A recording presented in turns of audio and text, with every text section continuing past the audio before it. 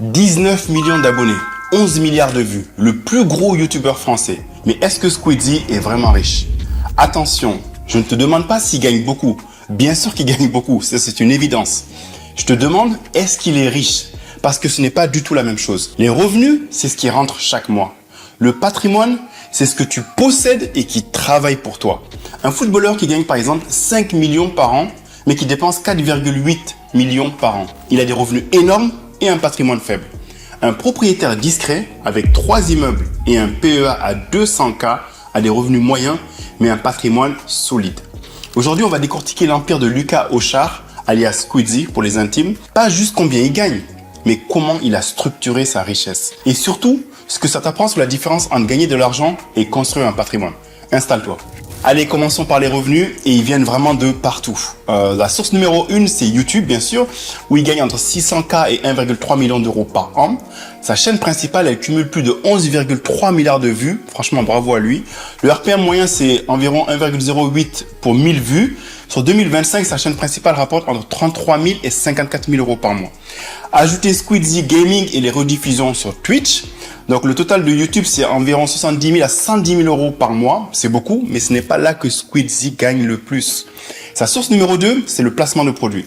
Et là encore, il est entre 1 et 2 millions d'euros par an. Donc voilà le chiffre que personne ne te dit. Entre 25 et 35% du chiffre d'affaires total de Squeezie vient des placements de produits. Les marques payent 20 à 30 euros en fait pour 1000 vues sur ces vidéos sponsorisées. C'est 10 fois plus que la pub classique YouTube. Une campagne donc peut dépasser 70 000 euros la pièce. Et il en fait plusieurs par mois. Donc imaginez un petit peu le chiffre d'affaires. La source numéro 3, c'est l'événementiel. Par exemple, le GP Explorer 2023 sur le circuit du Mans, il a vendu 60 000 billets en moins de 30 minutes. Je pense qu'on se rapproche des records des plus gros artistes comme Beyoncé et autres. 3,2 millions d'euros de recettes. Samsung, Cupra, TikTok comme sponsor, plus de 40 partenaires pour l'édition 2025. C'est passé d'un truc de youtubeur à un événement culturel majeur. Force à lui. La source numéro 4, c'est la musique plus l'édition. Il a sorti un album en 2020 qui est disque d'or. BD Blick, 84 000 exemplaires vendus, 1,2 million d'euros de chiffre brut, rien que pour la BD. Source 5, c'est Twitch et des diverses sources de revenus. On a les abonnements, les dons, moins que YouTube, mais c'est quand même un revenu récurrent fidèle.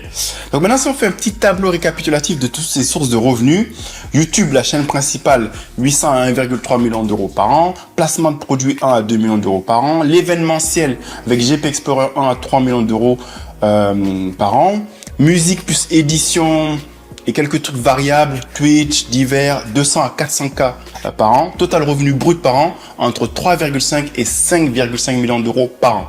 Donc, c'est en revenu. Mais attends, ça, c'est le brut. Et entre le brut et ce que tu gardes, il y a un gouffre. Alors, je vais t'expliquer ce que la plupart des gens ne comprennent pas quand ils voient les revenus d'un créateur comme Squeezie. Déjà, il y a les impôts et les charges sociales. Donc, il ne faut pas oublier que Squeezie, il est en France, pas à Dubaï, pas à Andorre, pas au Portugal. Et en tant que dirigeant de SaaS et créateur, entre l'IS qui est à 25%, les cotisations sociales, ses rémunérations et l'IA sur les dividendes, avec la flat tax de 30%, on estime que 40 à 50% des revenus partent en prélèvement. Sur 5 millions de bruts, on passe de 2 à 2,5 millions d'euros en impôts et charges seulement. Maintenant, les coûts de production. Le truc que personne ne voit non plus, c'est que Squeezie, en fait, il dépense énormément pour produire. C'est limite des films ce qu'il fait. Stop the Trend, par exemple, le budget, c'est de 700 000 euros pour une vidéo. Il a une équipe de production entière pour gérer tout ça, des caméramans, des monteurs, de la logistique. Et le GP Explorer, par exemple, mobilise des centaines de personnes. Donc l'estimation, c'est environ entre 500K à 1 million d'euros par an en coût de production seulement. L'équipe et la structure, parce que tu imagines bien qu'il ne fait pas ça tout seul derrière sa caméra. Bump emploie des dizaines de personnes, Gentlemates a des joueurs, coachs, managers, les salaires, les locaux, les outils, bref, ça chiffre de malade. Revenu brut entre 4 et 5 millions d'euros par an. Impôts et charges, 2 millions. Production, on enlève 700 000. Équipe et structure, on enlève encore 500 000. Les revenus nets personnels sont estimés entre 1 à 2 millions d'euros par an. C'est déjà bien. 1 million d'euros de net, c'est énorme, mais c'est 3 fois à 4 fois moins que le chiffre brut qu'on lit partout. Et ça, c'est la première leçon en fait. Ne compare jamais tes finances à un revenu brut d'influenceur. C'est comme comparer des pommes et des carottes. Le mec qui te dit je gagne 5 millions d'euros par an en garde peut-être un à la fin. Et toi, si tu gagnes 3200 euros net et que tu en gardes 800, bah, ton taux d'épargne est peut-être meilleur que le sien. Allez, on fait une petite pause éducative. On va voir le revenu versus le patrimoine et c'est quoi le vrai indicateur. Bon, en fait, on a parlé de revenus depuis le début, mais la question importante que beaucoup se posent, c'est est-ce que Squeezie a transformé ses revenus en patrimoine? Le revenu, pour que tu comprennes bien, c'est le flux, c'est ce qui rentre tous les mois. Le patrimoine, c'est le stock, c'est ce qui reste. Un médecin urgentiste, par exemple, qui gagne 8 000 euros par mois, mais qui a 200 000 euros de dette et zéro épargne, est moins riche qu'un plombier à 2 500 euros par mois avec un appartement payé et 150K sur son PEA. Le revenu, c'est ton salaire. Le patrimoine, c'est ça ta liberté en fait. La règle d'or, c'est que ton patrimoine devrait croître chaque année d'au moins 10 à 20% de tes revenus nets. Est-ce que tu connaissais cette règle? Si tu gagnes par exemple 3 000 euros net et que tu gagnes 400 euros par mois, en 10 ans, à 7% par an, tu as environ 69 000 euros. En 20 ans, 208 000 euros. C'est ça en fait construire un patrimoine, pas un salaire, un stock. Et c'est exactement ce que Squeezie a fait, mais pas comme tu le penses. Ok, là on va voir ce qui fait que Squeezie c'est un entrepreneur et pas juste un YouTuber riche. Donc Bump, c'est l'agence de talent qui va valoriser entre 18 et 30 millions d'euros. C'est son actif le plus important. Bump, il a été fondé en 2020 et c'est une agence de représentation en fait qui gère plus de 60 créateurs dont Squeezie, McFly et Carlito, Gotaga, Billy, Magla, Dr Nozman. Son C en 2021, c'était 14 millions d'euros. En 2023, plus de 30 millions d'euros. 5000 vidéos produites par mois, 500 000 euros de dividendes distribués en 2021. Et en mars 2026, information majeure en fait, Bump entre en négociation exclusive pour être racheté par Impala, le fonds de Jacques Veyrat, 35e fortune de France, président du CA de Fnac Darty. Le prix estimé, c'est de 18 à 30 millions d'euros. Et si cette vente se conclut, Squeezie encaisse potentiellement 10 à 20 millions d'euros en une seule opération. Et ça, c'est énorme. Et ce n'est pas la première fois en fait. Parce qu'en numéro 2, son premier exit, c'est Talent Web ou Webedia en 2015. En 2015, à seulement 19 ans, et ça c'est vraiment énorme de sa part, Squeezie détenait environ 15% de Talent Web, une régie publicitaire intégrée à Mixicom. Webedia rachète l'ensemble pour 75 millions d'euros, sa part environ 4 millions d'euros.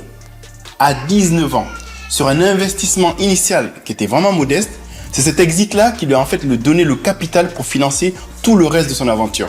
En numéro 3, Gentlemates avec l'e-sport. Ça a été cofondé avec Gotaga et Brox, une équipe compétitive dans Valorant, Rocket League et d'autres jeux. Okay? L'e-sport, c'est encore un marché jeune. Peut-être en Europe, mais je pense que en Corée, en Asie, c'est vraiment très développé. Mais les structures en fait se vendent. Et Gentlemates pourrait être le prochain Bump. Dans l'immobilier, il a 3 appartements à Paris. Donc encore une fois, c'est des estimations. Si jamais vous avez d'autres infos, n'hésitez pas à corriger dans les commentaires d'ailleurs. 3 appartements dans le 8e arrondissement avec une valeur estimée de 2 à 3 millions d'euros. C'est la base du patrimoine. Donc Paris, 8e, ça ne perd jamais de valeur. En 5, Unfold plus Balestec production. Donc Unfold produit les contenus, Balestec et la société support historique. Pas mal son ami. Ce sont les structures qui portent les projets, les emplois et la fiscalité. En numéro 6, Ciao Kombucha, dans l'agroalimentaire, sa dernière incursion. Donc c'est une boisson, résultat à voir, mais c'est de la diversification pure. En numéro 7, on a Yoko, c'est l'échec. Et pourquoi c'est important? Donc on va le voir. Sa marque de vêtements qu'il a lancée en 2019, elle a été abandonnée en 2024 après des centaines de millions d'euros de pertes. Donc comme pour beaucoup d'entreprises, c'est pas tous les produits qu'on lance qui marchent. Ça, c'est peut-être le point le plus intéressant pour toi, c'est que Squeezie a perdu de l'argent sur Yoko et il a digéré, analysé, recyclé. Il ne peut pas gagner à tous les coups. Le merchandising est maintenant fait via Gentlemates. L'échec est un coup d'apprentissage, pas une fin. Donc maintenant, on va faire un petit tableau récapitulatif avec ses actifs et ses estimations dedans.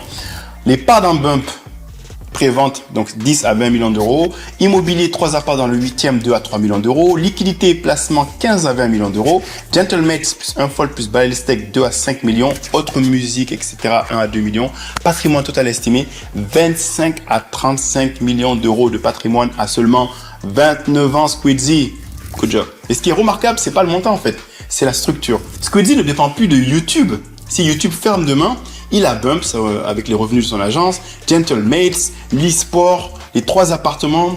Donc les loyers, les 15 à 20 millions d'euros de liquidité, pour moi, c'est ça être riche en fait. Ne plus dépendre d'une seule source de revenus, c'est pas gagner beaucoup seulement, c'est être libre et ne plus être obligé de gagner forcément. C'est ça la vraie richesse. Et maintenant la partie qui te concerne, parce que tu ne seras probablement pas le prochain Squeezie et ce n'est pas le but ici. Le but c'est d'appliquer par contre les mêmes principes à ton échelle. Donc le principe numéro 1, très important, transforme tes revenus en actifs. Squeezie n'a pas gardé ses millions sur un livret A, heureusement pour lui, merci avec l'inflation en plus et le taux du livret A actuel. Il a créé des entreprises, acheté de l'immobilier, investi dans des structures qui génèrent des revenus sans qu'il y consacre son temps. Retiens bien, sans consacrer son temps. Toi, à 3 000 euros par mois, ce que tu peux faire, c'est 400 euros par mois en ETF sur un PEA. Objectif immobilier dans 5 à 10 ans. C'est la même logique en fait. Donc, tout ce qu'on fait ici, c'est à but éducatif, pas du conseil en investissement. Principe numéro 2, diversifie tes sources. Squeezie, il a YouTube, Twitch, sponsor, événementiel, agence, e-sport, immobilier, édition, musique. Limite, c'est une musique ce que je fais là. Si une source s'effondre, il survit. Toi, tu as simplement un CDI, c'est une seule source. Un CDI plus un PEA plus un bien locatif, ça fait déjà 3 sources. C'est déjà beaucoup plus solide. Principe numéro 3, l'échec est un investissement. Yoko a perdu de l'argent. Squeezie a recyclé l'expérience pour Gentlemates. Ton premier investissement en bourse qui perd 10%, c'est pas grave. C'est pas un échec, c'est tes frais de scolarité. C'est les frais en fait pour rentrer dans l'investissement. C'est obligatoire en fait. Le vrai échec, c'est de ne jamais commencer et toujours regarder des vidéos YouTube non-stop en procrastinant. Si tu te reconnais, arrête-moi tout ça et commence. En numéro 4, le patrimoine. Le temps, la régularité, Squeezie a commencé à 15 ans, son premier exit à 19 ans et son empire, il a eu à 29 ans.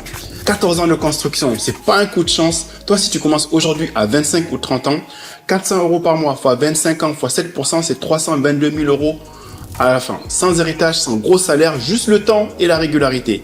C'est accessible, c'est ennuyeux, c'est pas hyper excitant en mode trader avec plein d'écrans, mais ça marche.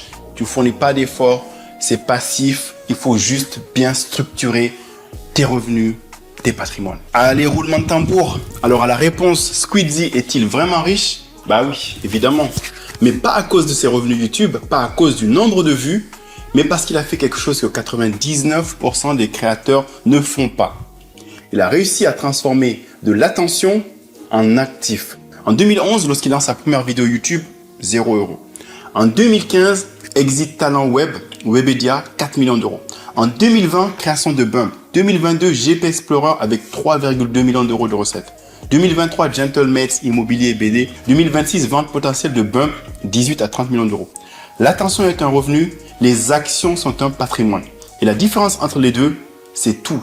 Et toi, est-ce que tu es au stade revenu ou au stade patrimoine?